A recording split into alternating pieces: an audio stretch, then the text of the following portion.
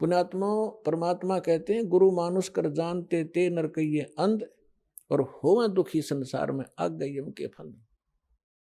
परमात्मा आपकी ट्रायल लेता है कि ये थी इस दास के स्थान पर मैं होता तो ये सामने वाला मेरे साथ जैसा आज इसके साथ व्यवहार कर रहा है ऐसा ही मेरे साथ करता। तो इस प्रकार आप जी को इन सत्संगों के माध्यम से वो भक्ति नाशक पॉइंटों से भी आगाह कराया जाता है कि जिस कारण से आपकी भक्ति इन कारणों से नष्ट होती है। फिर भी उन्होंने बार बार प्रार्थना करने से शंकर भगवान ने कहा कि जो मेरे मुख से वचन निकल गया अब ये वापस नहीं हो सकता, इतना अवश्य कर दूंगा तेरे गुरु जी की प्रार्थना पर कि उस नरक के अंदर तुझे यम के दूत दुखी नहीं करेंगे, रहना पड़ेगा 1,00,000 वर्ष तक नरक में ही, उसको मैं बाहर नहीं कर सकता। अब यहाँ परमात्मा कहते हैं मासा घटे ना तिल बध है, विद ना लिखे जो लेख, और सच्चा सतगुरु मेट कर ऊपर मारते मेघ। तो ये भगवान केवल उतना ही कर सकते हैं, इससे वो कम और ज्यादा नहीं कर सकते। जो उनकी किसी भी तीन ताप के कारण या प्रारब्ध के कारण जो भी उनको सुख या दुख है उतना ही मिलेगा। अब जैसे किसी मंत्री का मित्र हो कोई, उसकी सजा हो जाती है तो वो मंत्री उस सजा से मुक्त नहीं करा सकता, उसको जेल में तो रहना पड़ेगा, लेकिन उस मंत्री के प्रभाव से वहां के जेलर और कर्मचारी उसको कष्ट कति नहीं देंगे, ये अंडरस्टूड है, लेकिन रहना पड़ेगा जेल में ही। इस प्रकार कागभूषण बता रहे हैं कि मैं ऐसा नालायक था कि उससे पहले के आज मुझे पिछली इतिहास नजर आता है, क्योंकि मैं भक्ति पर हूं। मैंने असंख्य जन्म खो दिए थे, जो टर्न वाइज मुझे असंख्यों जन्म मनुष्य के मिले, लेकिन भक्ति मैंने किसी भी जन्म में बीज नहीं बोया भक्ति का, और उस जन्म में मेरा भक्ति का बीज बो गया। और वो बीज बोने का, भक्ति का बीज पड़ने का कारण मेरे परिवार का नाश होना था। अगर वो परिवार नाश ना होता, वो परिवार के वो तो क्षेत्र ही नाश हो गया था, तो वो मेरे लिए वरदान सिद्ध हो गया। आज मुझे महसूस हो रहा है वो कष्ट ना आता तो मैं उस जन्म में भी भक्ति नहीं करता, इतना नीच था। अब कागभूषण कहता है उसके बाद मेरा 1,00,000 वर्ष के बाद फिर पुनः जन्म हुआ, भक्ति की कसक मेरे अंदर फिर भी बनी रही।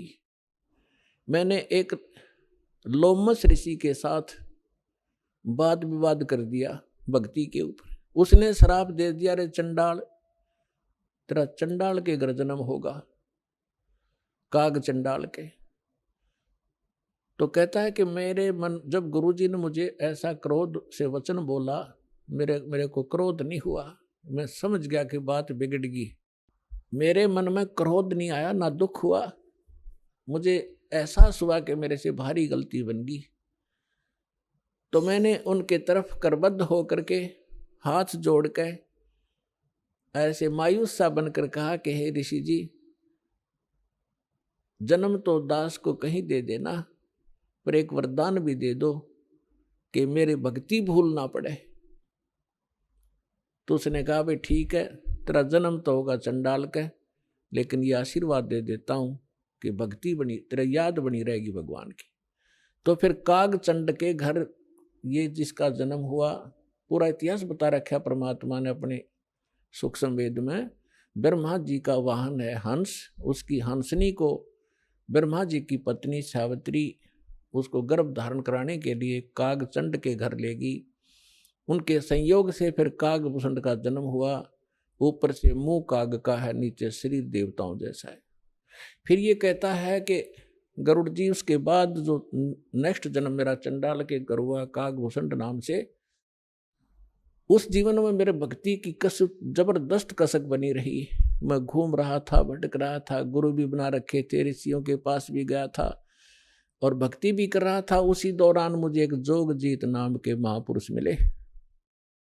उन्होंने मुझे सतलोक और सचखंड और बहुत आगे की जानकारी दी, और उन्होंने मुझे एक ऐसा मंत्र दे रखा है, उसका जाप करता हूँ और मेरी बहुत लंबी उम्र उन्होंने बख्श दी है। तो पुण्यात्माओं, वो जोगजीत कौन थे? ये वो परमात्मा है कबीर साहब, हमारे परम पुरुष।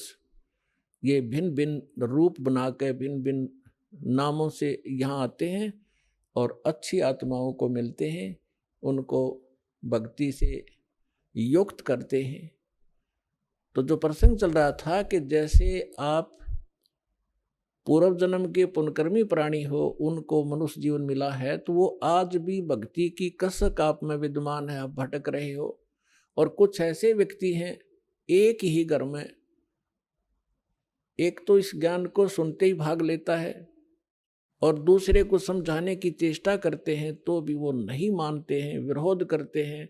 तने देवी देवता छोड़ दिए, तने बैठा बैठा दिया है, देवता रुष्ट हो जाएंगे, ये हो जाएगा, नुकसान हो जाएगा, या वो भक्ति करते ही नहीं है। तो इसका कारण बताया परमात्मा ने। कबीर साहब कहते हैं, सठ दल दोनों दीन का, दिल में दोष न धार, सतगुरु का कोई एक है, यू काल का सब संसार। जैसे कोयल जो होती है, ये कोयल अपना अलग से घोंसला बनाकर अंडे नहीं पैदा करती, क्योंकि अलग से वो अंडे देती है तो कौवे उसको खा जाते अंडों को। वो ऐसे सूझबूझ से अपना काम निकालती है। जो मादा काग कौवी कहीं अंडे उत्पन्न कर देती है, उस ताक में रहती है, और जब वो कभी बाहर जाती है अपना आहार करने के लिए, चुग्गा चुगने के लिए, तो पीछे से उसी के घोंसले में अंडे उत्पन्न कर देती। अब वो कभी वापस आती है तो वो 2 के स्थान पर 4 अंडे पाती है, लेकिन वो समझ नहीं पाती है तेरा कौन सा है, दूसरा कौन सा है। तो उन सभी को वो उसको परिवरिश कर देती है, उनसे बच्चे निकाल देती है और उनमें उसका अपना सा मोह हो जाता है। और वो कभी कोयल सामने देखती रहती है, उनके आसपास रहती है कि कब ये बच्चे उड़ने योग्य हों और फिर इनको मैं साथ ले जाऊं। जब वो देख लेती है कि ये बच्चे कुछ दूर तक उड़कर वापस आने लगे हैं, तब दूर वृक्ष पर बैठ कर अपनी बोली बोलती है, कुहू कुहू की। जो कोयल के बच्चे होते हैं वो उस आवाज से प्रभावित होते हैं और ऐसे चारों तरफ देखते हैं, उस आवाज के साथ वो खींचे चले जाते हैं। और जो काग वाले होते हैं उनका असर भी नहीं होता, वो अपने बैठे ऐसे ही। वो उड़कर चल पड़े कोयल वाले, काग वाले वहीं रह गए। अब कोयल कभी दौड़ती है, उड़ती है पीछे पीछे उनके साथ कि मेरे बच्चे गए, तो कोयल और दूर चली जाती है, कुहू कुहू करती हुई उड़ती हुई, तो बहुत दूर निकल जाती है। कभी वापस आ जाती है कि कहीं पीछे ये बच्चे तो गए सो गए, कहीं पीछे वालों को हानि ना हो जाए, उनको छोड़कर वह वापस आ जाती है। तो कोयल वाले बच्चे अपनी माँ की बोली पहचान कर उसके साथ चले जाते हैं और काग वाले वहीं रह जाते हैं। घर घर के अंदर आज ऐसी स्थिति हो चुकी है। जो परमात्मा के पूर्व जन्म के संस्कारी हंस हैं, परमात्मा की इस बोली को, कोयल की बोली को सुनते ही फड़क गए और भाग लिए सतलोक आश्रम की ओर। और वो भी अगर छाने नहीं हुए हैं, अभी समझन जोगे दो शेष रह रहे हैं, ये भी हो सकता है, तो वो भी अगर कोयल के होंगे तो अवश्य सतलोक आश्रम बरवाड़ा में आना पड़ेगा उनको। तो ठीक इसी प्रकार पिछले संस्कार प्रारब्ध से ये सब आपका पिछले संस्कार से आपको सब वस्तु प्राप्त हो रही है, लेकिन आगे की भी तैयारी करवानी है। जैसे कागभूषण का पिछला संस्कार नहीं था, ऐसा रीजन बन गया और उसके ऊपर इतना सत्संग की बौछार होगी, ना चाहते हुए भी उसने वहां रहना था। रोज ऋषि ने संत ने सत्संग करना था, उसका असर हो गया। अब जैसे किसी को सर्प डस जाता है और पहले मंत्रों से यंत्र ये सब जतन हुआ करते थे, गारुड़ एक मंत्र सिद्ध कर लेता है वेद का और उस मंत्र से फिर वो विष उतारता है, तो उस जिसको सर्प ने डसा हुआ है वो अचेत पड़ा है, ना उस मंत्र की लैंग्वेज समझता है, ना आवाज सुन रहा है, लेकिन वो मंत्र फिर भी उसके ऊपर असर करके विष रहित कर देता है और वो सचेत हो जाता है। ठीक इसी प्रकार आज परमात्मा ने यही तरीका बनाया है। ऐसे साधन बना दिए, चिप बनवा दी, वीडियो ये DVD बनवा दी, सुबह दोपहर शाम की आरती कंपलसरी करनी पड़ेगी। अब घर के अंदर 2 सदस्य नहीं भी नाम लेना चाहते और ना सुनना चाहते हो, घर से बाहर कहाँ जाएंगे। आप अपनी आरती भी कर रहे हो, आप अपना मंत्र जाप भी कर रहे हो, आप परमात्मा की वाणी सत्संग भी चला देते हो देर सवेर, तो उनके ऊपर उस कागभूषण की तरह एक दिन असर होगा, और वो भी या राम नाम की कलम उनका भी चढ़ जाएगी एक दिन, और उनका पार होगा, क्योंकि भगवान का वचन है।